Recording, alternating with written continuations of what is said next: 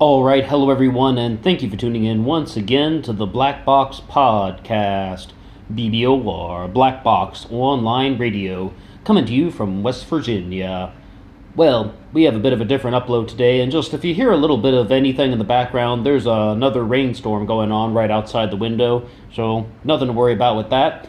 Now, the subject for today is one that is of just personal interest to me. I hope someone else out there would have some sort of connection to the subject, and that is what happens with conspiracy theories. Not only the theories themselves, but how and why do people think in this way.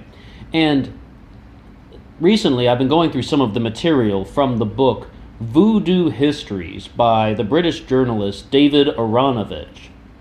Now, this is the guy that I first heard about because he debated Alex Jones on the show The Sunday Politics that was hosted by Andrew Neil.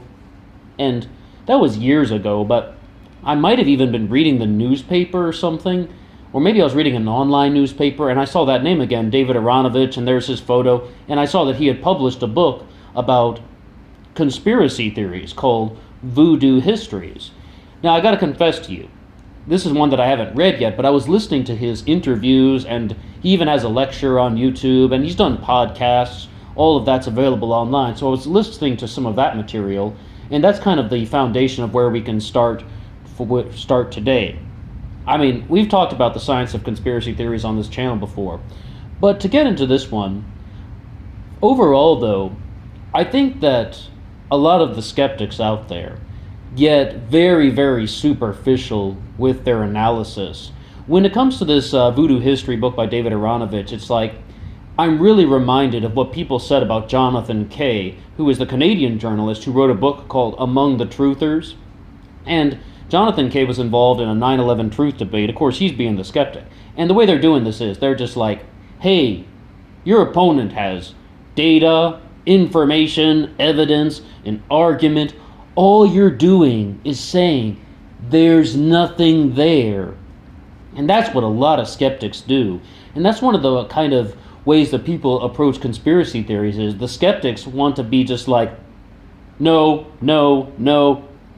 nothing's happening. There's nothing there. The government is what it is. The government is exactly how you see it. No, there's nothing that ever goes on behind closed doors. Whatever you think about any of these major worldly events, it didn't happen. There's nothing there. And there's a bit of a vibe in the material that has been expressed by David Aaronovich. I must admit, though, the first time I saw him debate Alex Jones, I was genuinely surprised that he was just walking all over Alex Jones, and Alex Jones couldn't even respond to him. Alex Jones is not a good debater. Has anyone else ever noticed that? Once again, I would recommend listening to that interview on the Sunday Politics, Alex Jones and David Aaronovich. Also, to see Alex Jones try to debate someone genuinely, you can look up his debate with Mark Roberts, which was that was when the 9/11 skeptic Mark Roberts surprised one of Alex Jones's rallies, and you can really see Alex Jones is not a very good debater. That's why when he was on Piers Morgan, the famous gun control debate, all he could do is shout over him, because he's not a good debater, so he can just shout over the guy and get very loud. He's good at being loud, but when it comes to actually debating these conspiracy theories against someone who actually can respond at on an equal playing field, he doesn't do very well. Back to the stuff that's expressed in Voodoo Histories, okay? It really surprised me, though, that the conspiracy theory skeptics really try to focus in on something else when they sort of say that anybody who is promoting a conspiracy theory usually feels that it is a huge task of self-importance, that they are the promoter of truth and justice and honesty, and that it has just been overlooked.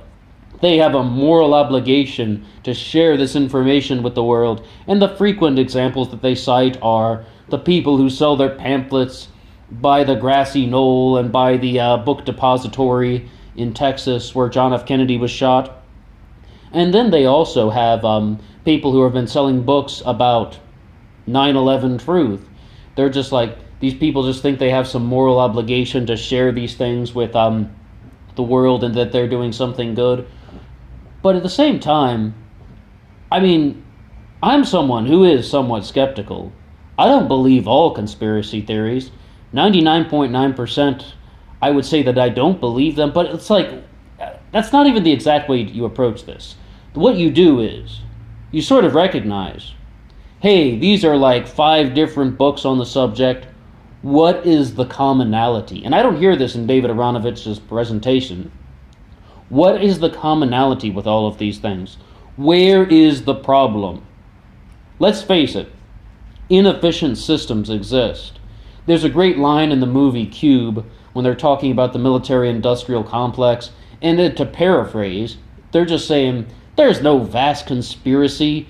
These are just the consequences of an inefficient, poorly designed, poorly run system. That happens. Yes, that happens. But we have to find out when things are actually calculated or not. I mean, have you heard of the CIA taking out Mohammad Mossadegh in Iran during the Eisenhower administration? Well, that was a conspiracy, but that would just happen to be true. They don't even deny it. That was taught in high school history classes. It is currently taught right now. What about the destabilization of Chad and the installation of the Abre regime back in the 1980s? What about Ronald Reagan trying to assassinate Muammar Gaddafi in 1985? What about all of these things? Did they not happen? Yes, they were conspiring. You could call it a conspiracy if you want, but it's so easy for us to accept certain things as historical events, depending on the way in which that they were presented. A lot of it just depends on the presentation. I mean, you can go list countless examples of things, and it really depends on the kind of perspective that you would like to take with some of these events. Now, they brought up something very interesting in these conversations about Voodoo Histories, that they're talking about anti-Semitic 9/11 truthers. Is this a movement? I didn't know that this was a movement.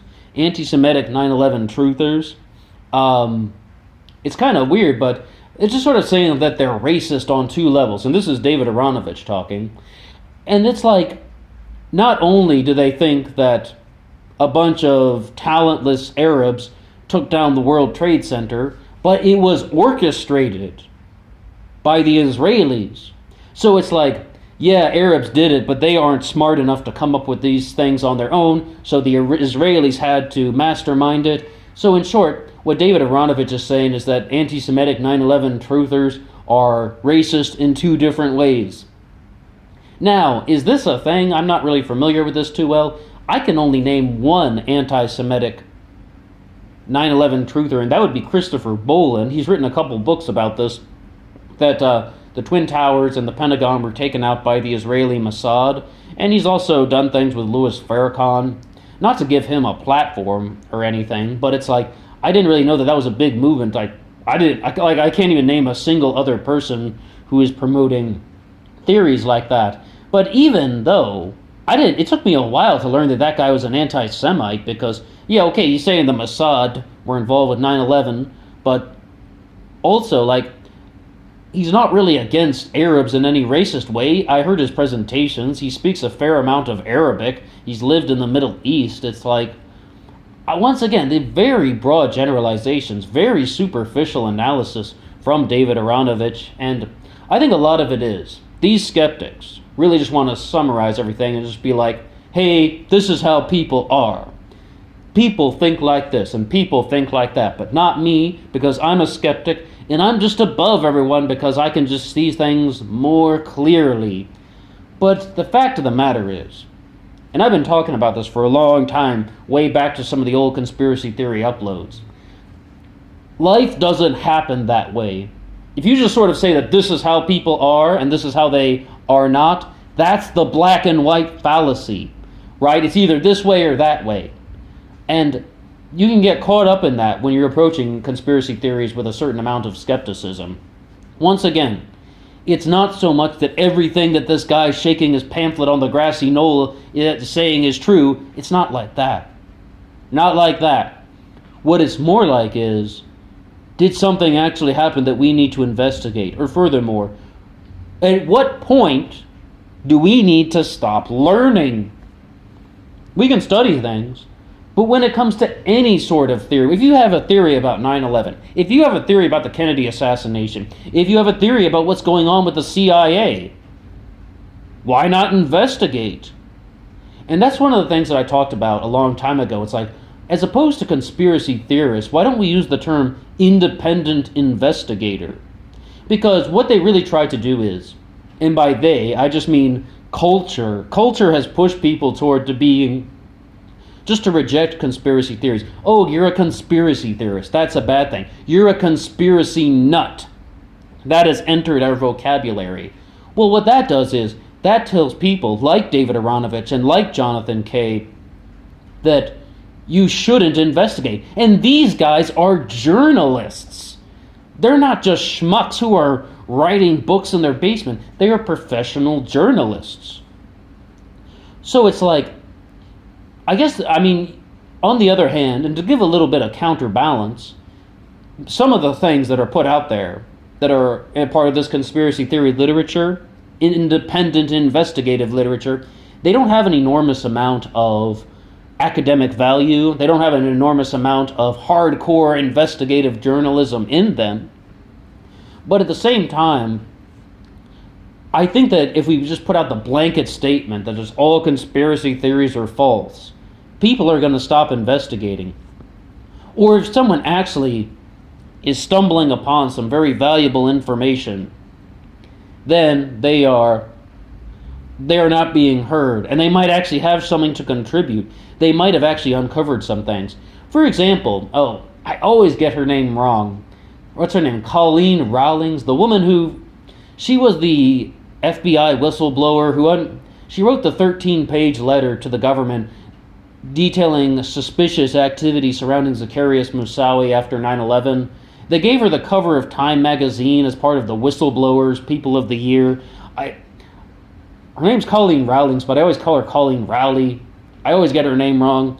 Okay, that was a conspiracy theory, but that was a theory, but just the fact was, the conspiracy was that the FBI used their administrative power to try and cover it up. She wrote this 13-page letter, we don't know what you're talking about. So many times, people use administrative powers to cover up mistakes, accidents, problems in their own work. That's where the conspiracy theories actually are. We see this countless times in true crime. When you're dealing with true crime cases, so many times it's something like the police department made critical errors and perhaps they're using the administrative power to hide that. Or these things happen. We've seen this in the disappearance of Brandon Lawson, for example, with the state troopers. Perhaps evidence was lost in the Maura Murray case and the police are trying to cover that up. Perhaps the disappearance of Tara Calico was solved, but the police have bungled that investigation, so Detective Rene Rivera they covered that one up too. There are countless examples. People use administrative power to cover things up. And if that's not a conspiracy theory, I don't know what is. Someone once said very clearly, a conspiracy is just two or more people plotting and planning, usually for a malicious reason. That's what it is.